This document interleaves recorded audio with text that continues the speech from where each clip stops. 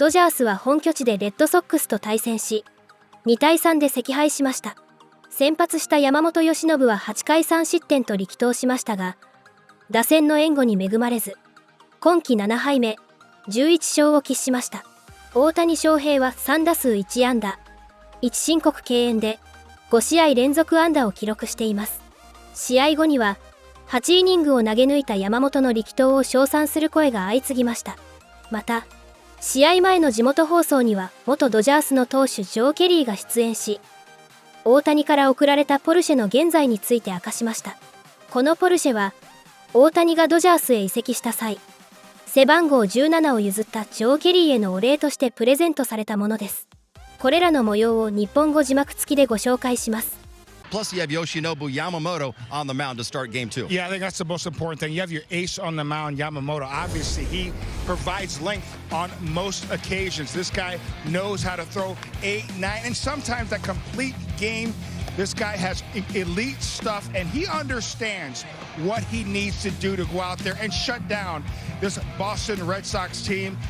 This team is hot. He knows that. He needs to have that fastball command, outstanding split to go along with that breaking ball, so hopefully he gives us length and gives us chance to win tonight. Yeah, I mean, the great thing about Yamamoto, seeing him pitch over these last few years is that he is just so good at making adjustments. And even when he's gotten into trouble, even when we talked about some of his bad games, I felt like they've been, okay, he gave up a hit, maybe a broken bat, maybe a walk, and then a hard hit. So I just feel like it's never really compounded where they're just teeing off on the guy or where he's really walking a lot of guys. So, I mean, he's second in the league in average against. Guys are hitting 190. So, I mean, anytime you have a guy like that and 28 walks on the year, right? So anytime you have a pitcher like that can do those type of things, it's always ace type stuff. And his mechanics, he's always in tune with his body. So like I said, even if he gets in a little trouble, it's usually not going to be too bad. Second lowest whip in all of baseball, behind only Jacob Mizorowski. That's how good Yamamoto has been keeping base runners off those base paths. Meanwhile, his fellow countryman Shohei Ohtani had a home run and a double last night. And there was one moment where it looked like James, maybe he was wincing in pain as he was legging out that double. He sat out the game on Thursday against the Mariners. He was back in there last night. So at least his bat looks like it's not affected too much by what's going on with the knee. Yeah, I don't think so. I mean, he's the kind of guy, he has that confidence when he's up there. And I really feel like, it's more the adrenaline, right? You have a double look or you have a triple look, you're running. You're not thinking about it at the time. And I think maybe when you're approaching the base, getting to, whatever base you're going to, you might feel a little bit thin. But as far as in the box, I do not think it affects him. Maybe at times, like we talked about this with injuries, when you swing and miss, then that might be at times where you put a little pressure on the knee, put a little pressure on the legs. But as far as the hitting right there, I mean, I love that right there. He's kind of like he knew he hit it hard, and he's like, you know what? Let me make sure this went over the fence. But yeah, overall, I mean, I think he's fine. I mean, this is going to happen. I think, over the next few years, he's going to deal with some knee things. He's going to probably deal with some back things. But we are definitely taking that production out of the plate. Nice game last night. Unfortunately, I had to deal with some lower extremities throughout my career. The thing that always hurt me was stop, go. Stop, go. When you're playing defense, obviously he does not play defense, but when he's trying to stretch a single into a double, when he's trying to go from second and third, going back and forth, that's when he puts stresses on that knee. So hopefully, and I always say this, get in your David Ortiz. What I mean by that, don't stretch singles into doubles, doubles into triples. Go station to station and do what you do on most nights. Yeah. Hit that long ball so you could jog around the bases. And then obviously coming back home and playing for the Dodgers, like I said, nothing against the Red Sox, Cardinals, White Sox, but number one organization, I'd say, in all of sports, whether it's hockey, football, basketball, just from ownership all the way down to the lowest level, the minor leagues, to spring training coaches. They're just very professional and treat the employees how they should be treated. So White Sox, it was a very brief, short stint. I love the city. We had put together a good team. We just couldn't win. But I enjoyed, the ups and downs of my career, and, very thankful and blessed, that's for sure. Hey, Joe, great answer right there. It's James Loney. I just realized that we got a couple things in common here. Actually, just one thing I'm going to talk about. We're both not retired yet, even though I'm still up here, so that's a good thing. Hey, did you ever fill out the paperwork? I did not fill out the paperwork. Did you ever sign Everybody it? just I assumed haven't signed it either. Yep, there you go. Not signing it. DH in the NL now. But I'm gonna okay. But we got Ohtani, so I think we're good. But I'm gonna segue that into what's going on in your post-retirement. I mean, not retirement. You're, right now, post-career, whatever going on. I feel like so many things you could be doing. Podcasting. I almost feel like you could be like a wrestler or something. I just feel like you definitely got a lot of options for you, right? Yeah, TV. I've had numerous TV outlets, but I'm just not ready for it. No, it's been great. I've been able to, my boys are at a great age of them to learn the game that I love, right? Obviously, they play soccer, they play football.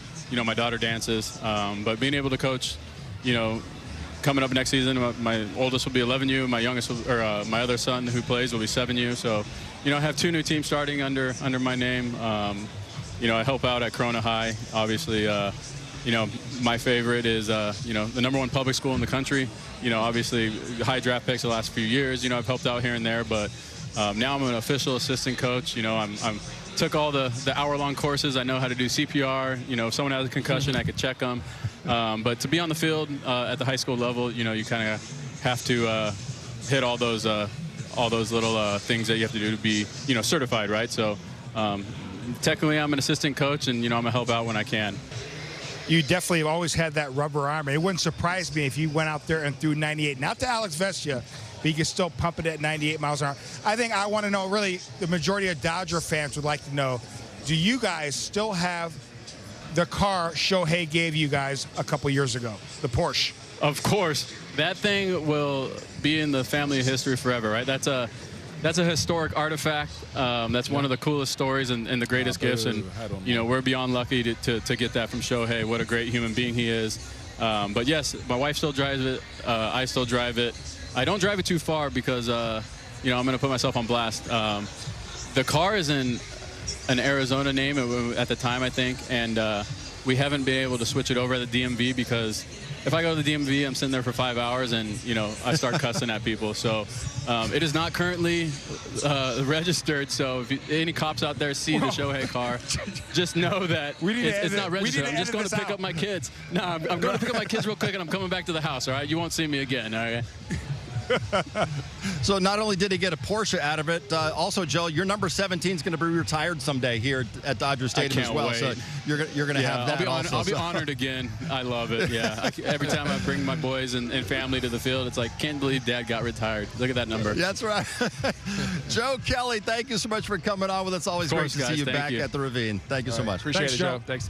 Well, I am joined by Emmett Sheehan. And Emmett, you've got the start tomorrow against the Red Sox. Obviously, just seeing how aggressive they were last night, especially late in the game, just seeing the 2 starts ahead of yours in a series, how does it help you prepare and plan for your outing? Yeah, it's always great to have Yama throw the day before me because, I've said it before, but he's really intentional with what he's trying to do out there, and he executes his game plan, and it's awesome to see just what works, and it's very recent. Obviously, you can do scouting on last week and the week before, but the day before is kind of where you get the best look at their hitters, I think. So, yeah, it should be good. How much is it for you when you look at just these small things, whether it's certain cues or certain feels? How are you finding just when you do get to it and you look to maintain it? Like, is there something that you kind of are holding on to, or are you writing down in a notebook, or are you looking back on footage? How do you really find just kind of holding on to these certain things? Yeah, absolutely. I have notes from the past 5 years since I've been in pro ball pretty much, but I think the tough part is that something will work for a month, a feel that you have, and then it might change where you got to flip something, or it just gets old in your brain kind of thing, and it's not really as fresh as it was before. So finding different ways to feel almost the same thing has been something that Connor and Mark have been great about, and I lean on those guys a lot. Is there any other players that you kind of lean on? I know in the past, whether it was living with Clayton Kershaw, things like that, how important has it been for you just being able to rely on some of that veteran support with what you're looking to kind of either experience or what you've been going through on the mound? Yeah, no, it's been awesome. There's too many guys to pick from on this team to kind of pick stuff up from, but especially watching the way Yama, Snell, and Glass play catch and just go about their work. They all have different processes, but the way they go about it is the same with focus and every day out there is kind of the same as a game to them. So just trying to keep that and try to do the same thing for myself. That's a cutter that has been better and better for Yoshi. Actually got hit pretty hard the first month plus, but the last 2 months the league hitting 170 against that pitch. Center fielder number 3, Cedon Rafael. Got a couple of starting pitchers tonight that rely on their fastball and their firm stuff. It's a little more like it tonight, isn't it? Last night's matchup, Dodgers and Red Sox, two of the best pitching staffs in baseball. He had a bullpen game for the Dodgers. Tonight, Yamamoto against Peyton Tolley as Rafaela sends a high drive to left center field and gone. There they are attacking on the first pitch, and this is a high kind of hanging splitter. Difference between the splitter you throw for a strike and the splitter you bury, and they're just trying to get ahead of them, and this one just kind of drifts a little left to right. No depth to it at all, and a good swing right there to get the Red Sox on top. I don't blame any hitter swinging at that pitch for the home run. That was a hanger, and Yamamoto knows it was not his best. As Andy Pajes climbs in and shoots one to right center. Abreu's there for the first out. Ohtani tags, trying to take second. He's out. Abreu, one of the best arms in baseball, throws him out. I know he's not attempted any steals because of the knee the last couple months, but he's been more aggressive than ever trying to take extra bases, almost as if to say, I know you think I can't, but watch me try to, and more often than not, it's backfiring. Yeah, you know what? He thought he caught him off by surprise, but the arm is there. Just a little routine fly, and yeah, he reads it. Boy, he is showing that the knee is okay in his mind. Yoshida to lead off. His old Buffalo's teammate in Japan. Played 6 seasons together, won a few pennants. The Red Sox fans were cautiously optimistic they had an inside track to get Yamamoto to come to Boston because of their relationship. Ultimately, Red Sox weren't one of the finalists for Yamamoto, though, choosing the Dodgers over the Yankees and the Mets. And now in his 3rd season of the 12-year, $325 million contract that an inning into his major league career looked like a disaster. He didn't even get into the 2nd.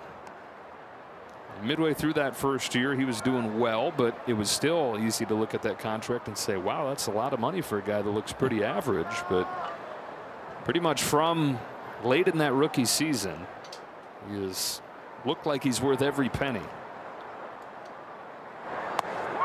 Strikes out Yoshida and probably takes a little bit of extra satisfaction doing that to his old teammate. First one of the night.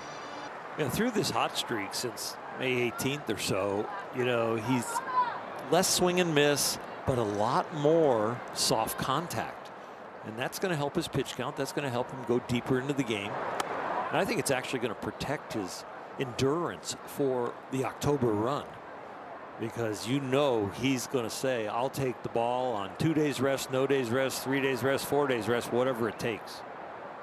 Proof is in the pudding at this point when it comes to that. He has not thrown a bad splitter since the home run. He has made a complete adjustment on that. He's starting them at the knees now, and he's saying, okay, if you guys are swinging, I'm not throwing a strike one. It'll look like a strike. It'll end up a ball. Yoshinobu was a 4th-round draft pick in Japan. They thought he was too small to succeed as a pro over there. 4th-round pick. Started in their version of the minor leagues. Up the middle to awaiting Tommy Edman for the first out of the 5th. Wasn't too long, though, before he proved himself down there. Came up and won not just 3 Sawamura awards as the Cy Young equivalent, but 3 MVPs. 3 Clayton Kershaw years. His arsenal and his ability to move the ball around, he can pitch specifically to hitters' weaknesses, and he doesn't have to rely on just his strengths. If he has a night where he says, you know what, I'm going to use all my pitches and hit the spots where they struggle, he can do that. He also can say, I'm just going to go with my strengths because my fastball, my 4-seamer, my splitter tonight are unhittable. So I don't really care what the scoreboard is. He can do both equations. It seems like he can be whatever pitcher he wants to be on a given night. If it calls for swing and miss stuff, if you come into the World Series like he did late in the game, if he needs to strike people out, he'll do that. If it's the first game of a doubleheader where he knows he's got to save the staff, he can go a whole game and get hardly any swings and misses and be done in 100 pitches. Complete game like he did against the Yankees, with the 2nd game coming hours after that. Whatever the team needs, whatever the situation asks for. Well, since Rafaela's 2nd home run in the 3rd inning, Yamamoto's retired 10 straight. acting like the stopper as advertised. And the efficient version of the stopper, just one strikeout in that 10-batter span. This is how you get deeper into games more consistently than anybody in baseball. He averages 6 2/3 innings, 6+ in all but 2 of his starts this year. And this is his 20th. People come see the Dodgers a lot of times, interleague teams that only get to see him once a year, and they say, tell us about Yamamoto. And the thing that I always think of with him is I've never seen a pitcher so consistently in control of everything, where it feels like everything in the stadium is on his watch, on his clock, like he's a puppet master of the whole thing, and he just never sweats. Well, usually the splitter is the headline, but the 2 home runs were on the splitter. Tonight, the headline for him has been the hard stuff. The Red Sox are 0 for 11 with 3 Ks off the things he throws firmly. Yoshinobu Yamamoto pitched well enough to win. He allowed 3 runs over 8 innings, a couple of solo homers. Boston scratched across a run there in the top of the 8th, and now the Dodgers need a win tomorrow to avoid getting swept. Yeah, I think that's the biggest key. You got to be able to salvage tomorrow, to not get swept in your own building. And listen, the Dodgers obviously didn't play all that well, but you got to give credit to the Boston Red Sox. They're finding ways to win. Yes, they had a couple of long balls by one guy, but they were able to manufacture a run, to push a run across, and that ended up being the difference in the ball game. Yeah, I mean, not a lot of, hits with runner in scoring position, 0 for 4, nothing actually. But, that happens from time to time. Yamamoto threw the ball well, a couple home runs. I mean, Rafaela put some really good swings on him. So, 10 ground ball outs from Yamamoto, too. That's a thing we've been seeing him from all year. So that's obviously very positive. Just didn't get the bats tonight against the lefty. Well, and after Rafaela hit the home run in the top of the 3rd inning, Yamamoto did not allow another base hit until that 8th inning. It's unfortunate, but make no mistake about it. First and foremost, Yamamoto pitched really well tonight. Dodgers unable to scratch out, especially with runners in scoring position. This Red Sox team is red hot. They found another way to win a ball game. So tip your hat. But I think that's the play tonight we're going to think about. Should we have played the infield in with nobody out? I think they're going to think about it. It's a 9-hole hitter too, right? Tonight. It's a guy that you're probably not too scared of compared to the other guys. So, Yamamoto, like you said, he gets weak contact. Yeah, I think that's a situation where Mookie's just a little in, right? You can read that. You say if he goes, he breaks, go home. Right. If not, maybe go to second, get the double play. Yeah, you understand if it was early in the game, you're playing so you don't give up a big inning. But late in the game, when one run can beat you, that was certainly a curious play there by the Dodgers. They fall 3-2 to the Red Sox in the middle game of this series.